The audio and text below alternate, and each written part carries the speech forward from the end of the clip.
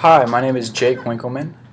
and this summer I did my research project with the Mural Music and Arts Project in East Palo Alto, and I was studying hip-hop educational pedagogies, and basically I wanted to look at two things in particular in my research. One was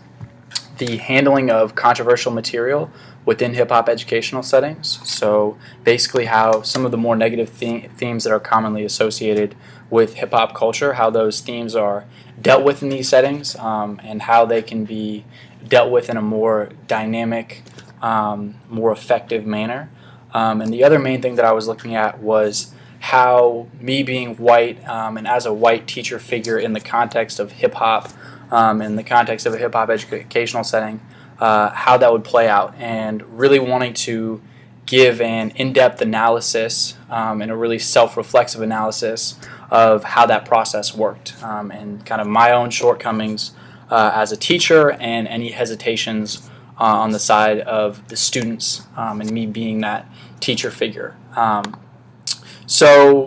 then also kind of throughout my time, since I was conducting participatory action research, and since I was actually serving as this teacher and serving as this mentor, and facilitating these educational spaces, I also thought a lot about and reflected a lot about how hip-hop is a tool to connect with youth, and some of the shortcomings involved with hip-hop being kind of just used in and of itself to connect with youth, and the importance of having a really strong pedagogy in place to match with that content and match with hip-hop as this really powerful, potentially really relevant topic for kids to engage with. So I thought a lot about kind of culturally relevant and culturally responsive pedagogies, and how it's really important to not only have topics that kids can really relate to and connect with, but also have the pedagogy and the curriculum in place to continue to keep them engaged. So in terms of my research about kind of how my whiteness impacted the educational spaces that I was a part of, I was really kind of surprised in some ways, and a lot of the research that I had read,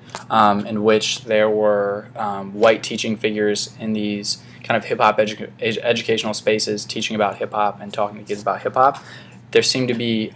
more issues surrounding race that came up. And then when those issues came up, I didn't feel like those researchers fully explored those situations and really gave a full in-depth analysis of those situations. So during my time at MAP, I was doing a couple things so there was 3 phases to the main program that I was working at,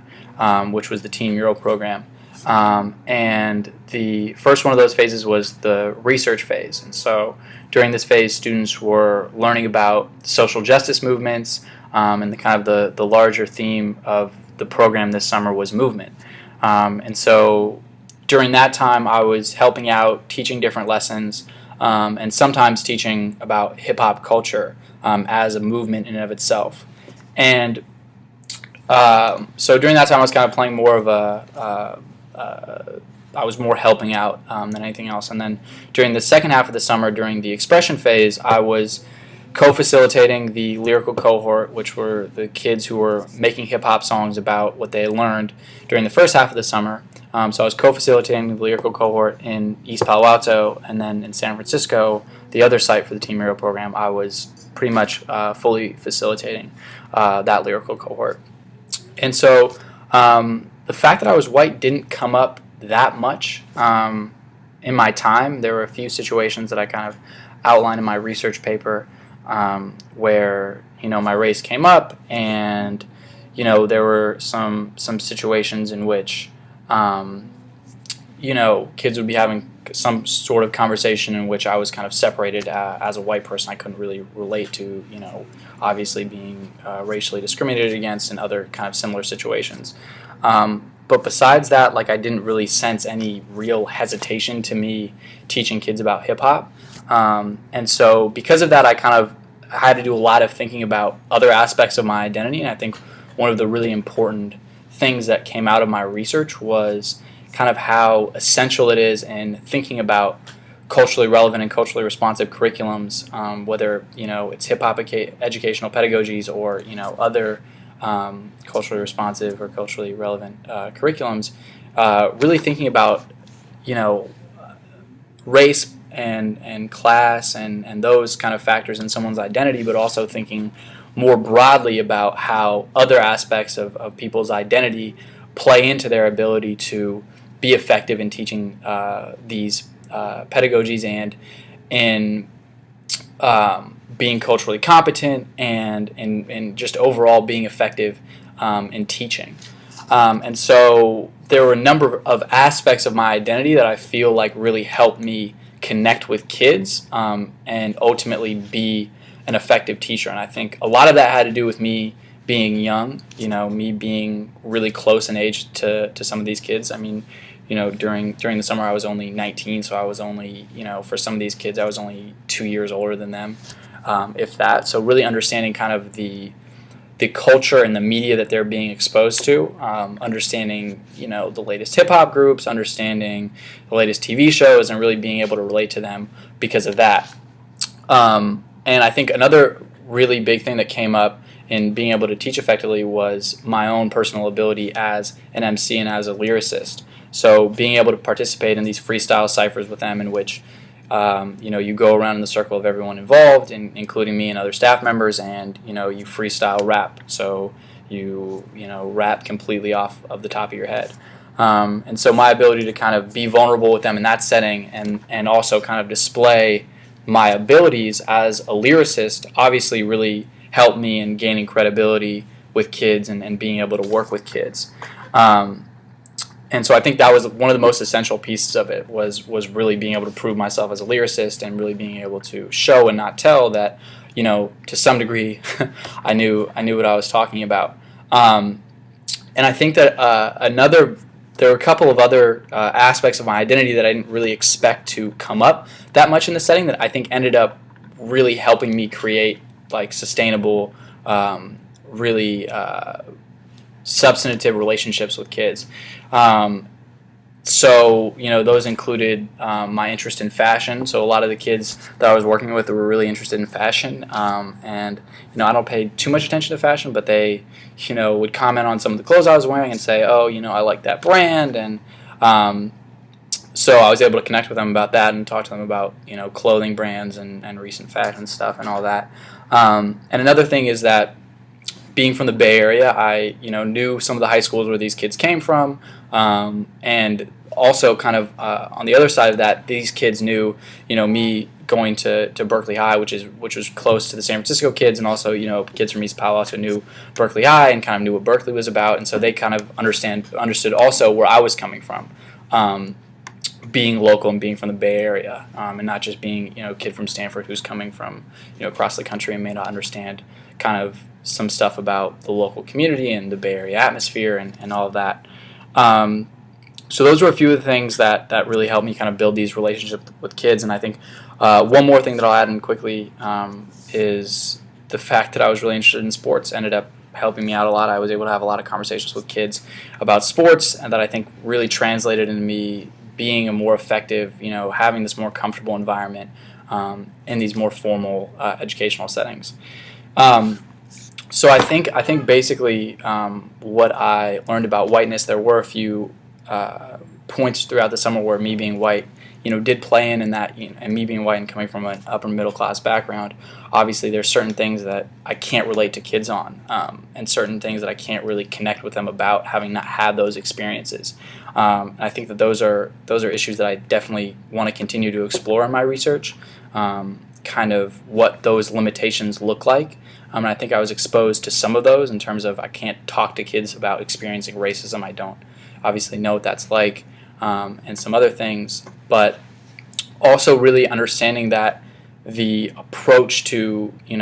figuring out how white teacher figures can be effective, not only in hip-hop educational settings, but also just, trying to create culturally relevant and culturally responsive curriculums and teaching practices, how you need to think about a lot more than just race, how you really have to acknowledge race as a factor and really kind of try to understand how that comes into play in these educational settings, but also understanding all of these other factors that are impacting your relationships with students and are impacting your ability to teach students. So that was a big part of my research, was really analyzing the role of whiteness in these educational spaces. And another big part of my research was, that I mentioned earlier, was really talking about how controversial material is handled in hip-hop educational spaces, because it's so likely to come up, and kids are exposed to a lot of, negative cultural material, hip-hop and otherwise. And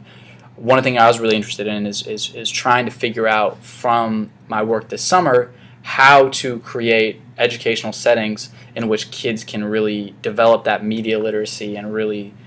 think critically about some of the messages they're being exposed to, both in hip-hop and also just in wider culture and wider media, and in their communities. And so there were a lot of situations, especially with the San Francisco lyrical cohort that I was working with. There were a lot of incidents with them using, derogatory terms and having trouble with language and having trouble with, talking about drug use at times. And, as a staff, we definitely wanted to set a precedent for, we can't be talking about this stuff in these spaces. And, really helping them to understand that, focusing on positive material is, not only a good thing in general, but also helps them as artists and helps them in, limiting their subject matter in some ways. It can help them expand and grow as artists and challenge them as artists. But there wasn't any real resolution that I felt with some of these issues that came up in these spaces. And a lot of what came up happened during these kind of freestyle ciphers where students could they're rapping things that are just coming off the top of their head. And so as a staff and with the kids, we kind of talked about how a lot of times when you're rapping kind of just what's off the top of your head, there are a lot of messages, a lot of negative messages that are kind of ingrained in you by listening to radio and being exposed to things that are kind of more likely to come out in that setting. So we had that conversation, and I had that conversation with kids a number of times, and really kind of urging them to critically analyze the media and the cultural content that they're being exposed to, and push themselves to challenge those notions and challenge those messages. But in the context of the space, and for example, in San Francisco, working with the lyrical cohort, it was only 2 times a week, and we were trying to get songs finished, and we had a whole different agenda. And so having those more extensive conversations about the media and all the stuff they're being exposed to couldn't really happen in those spaces. So I think that the big takeaway from that, in terms of the controversial material, was just that these conversations, I think, are definitely important and definitely need to happen. And kids want to have them. They really want to talk about the media that they're being exposed to. But that those conversations need to be really structured, and they need to be really intentional on the side of staff.